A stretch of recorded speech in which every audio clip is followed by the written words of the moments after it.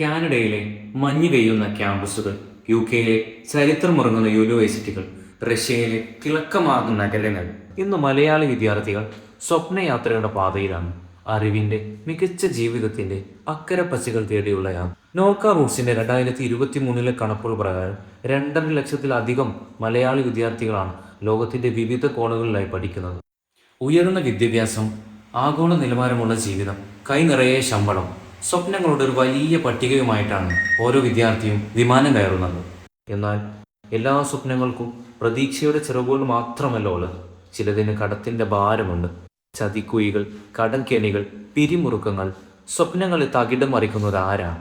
ഏജന്റുമാരുടെ വാഗ്ദാനങ്ങളോ, യാഥാർത്ഥ്യം മനസ്സിലാക്കാതെയുള്ള എടുത്തുചാട്ടങ്ങളോ, അതോ നിർഭാഗ്യം മാത്രം?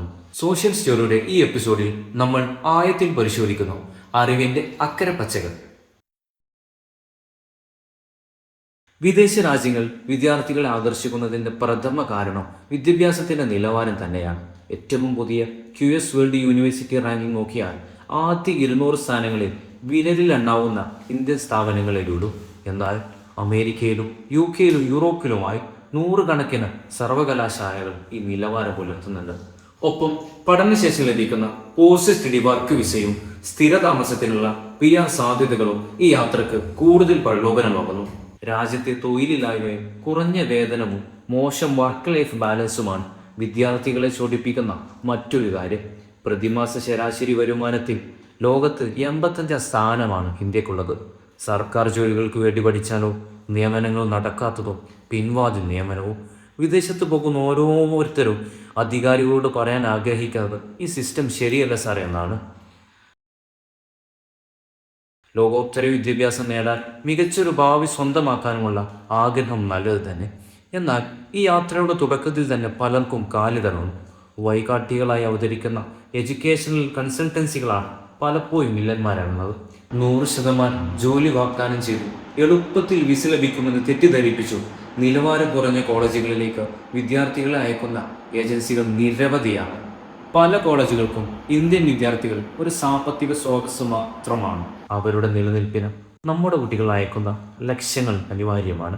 അടുത്തത് കടത്തിൻ്റെ കാണാക്കയമാണ്. ഒരു വർഷത്തെ ട്യൂഷൻ ഫീസ്, ജീവിത ചെലവ്, ഇൻഷുറൻസ്, വിസ ചാർജ് എന്നിവയെല്ലാം കൂട്ടുമ്പോൾ ഒരു ശരാശരി മലയാളി കുടുംബത്തിന് താങ്ങാവുന്നതിനും അപ്പുറമാകും ഈ തുക. വർഷം 20 ലക്ഷം രൂപ ശരാശരി ചിലവ് വരുന്ന കോഴ്സിനായി വീടും പറമ്പും പണയപ്പെടുത്തി 40 ലക്ഷം മുതൽ 50 ലക്ഷം വരെ വായ്പയെടുത്താണ് പലരും മക്കളെ അയക്കുന്നത്. പഠനം കഴിഞ്ഞ് ജോലി കിട്ടിയില്ലെങ്കിൽ ആ കുടുംബം ചെന്ന് വീഴുന്നത് അതിഭയാനകമായ കടക്കണിയിലേക്കാണ്. ഈ കൂട്ടപ്പലായൻ നമ്മുടെ നാട്ടിനെ എങ്ങനെയാണ് ബാധിക്കുന്നത്? നാടിൻ്റെ വളർച്ചയ്ക്ക് മുതൽക്കൂട്ടാവുന്ന പ്രതിഭകളാണ് ഓരോ വർഷവും വിമാനം കയറുന്നത്. വിദേശത്ത് ജോലി ചെയ്ത് സമ്പത്ത് നാട്ടിലേക്ക് അയക്കുന്നെങ്കിൽ അത് രാജ്യത്തിന് ഗുണകരമാണ്. എന്നാൽ പഠിക്കാൻ പോകുന്ന വിദ്യാർത്ഥികൾ അവിടെ സ്ഥിരതാമസമാക്കുന്നതിനാൽ സമ്പത്ത് ഇങ്ങോട്ടേക്ക് വരുന്നില്ല. രണ്ടാമത്തേത് ഇവിടെ നിന്നും വിദേശത്തേക്കുള്ള പണത്തിൻ്റെ ഒഴുക്കാണ്. പഠനങ്ങൾ പ്രകാരം വിദേശത്ത് ഉന്നത വിദ്യാഭ്യാസത്തിനായി ഇന്ത്യൻ വിദ്യാർത്ഥികൾ പ്രതിവർഷം $13 ബില്യൺ അഥവാ 1 ലക്ഷം കോടിയിലധികം രൂപയാണ് ചിലവഴിക്കുന്നത്. ഇത് രാജ്യത്തിന് സാമ്പത്തികമായി വലിയ വെല്ലുവിളി ഉയർത്തുന്നുണ്ട്. സോഷ്യൽ മീഡിയയിൽ കാണുന്ന ഗ്ലാമറിലെ യാഥാർത്ഥ്യങ്ങൾ. പഠനത്തോടൊപ്പം പാർട്ട് ടൈം ജോലി എന്നുള്ളത് കേൾക്കാൻ സുഖമുള്ള കാര്യമാണ്. എന്നാൽ സമീപകാലത്ത് അടുത്ത മത്സരം കാരണം പാർട്ട് ടൈം ജോലികൾ കിട്ടുന്നത് വിരളമാണ്. പുറമെ കഠിനമായ കാലാവസ്ഥയിൽ കുറഞ്ഞ വേതനത്തിന് മണിക്കൂറുകളോളം ജോലി ചെയ്യേണ്ടി വന്നിരുന്നത് പഠനത്തെയും ആരോഗ്യത്തെയും ഒരുപോലെ ബാധിക്കുകയും ചെയ്യുന്നുണ്ട്. അപ്പോൾ വിദേശ വിദ്യാഭ്യാസം വേണ്ട എന്നാണ്? അല്ല, ഒരിക്കലുമല്ല. ലോകോത്തര വിദ്യാഭ്യാസം നേടാനും മികച്ച ഭാവി സ്വന്തമാക്കാനും സുവർണ അവസരമാണത്. പക്ഷേ എടുത്തുചാട്ടലുള്ള അപകടമാണ്. അറിഞ്ഞും അന്വേഷിച്ചും മാത്രം അക്കരെ പച്ചകൾ തേടിയിറങ്ങുക. ഏജന്റുമാരെ മാത്രം വിശ്വസിക്കാതെ നിങ്ങൾ ചേരാൻ പോകുന്ന യൂണിവേഴ്സിറ്റിയുടെയും കോഴ്സിൻ്റെയും നിലവാരം സ്വയം ഉറപ്പുവരുത്തുക. ഏത് രാജ്യത്തേക്കാണോ പോകുന്നത് അവിടുത്തെ നിയമങ്ങളെയും തൊഴിൽ സാഹചര്യങ്ങളെയും കുറിച്ച് പഠിക്കുക.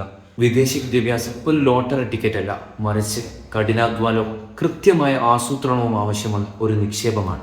ആ നിക്ഷേപം വിവേകത്തോടെ ആവട്ടെ.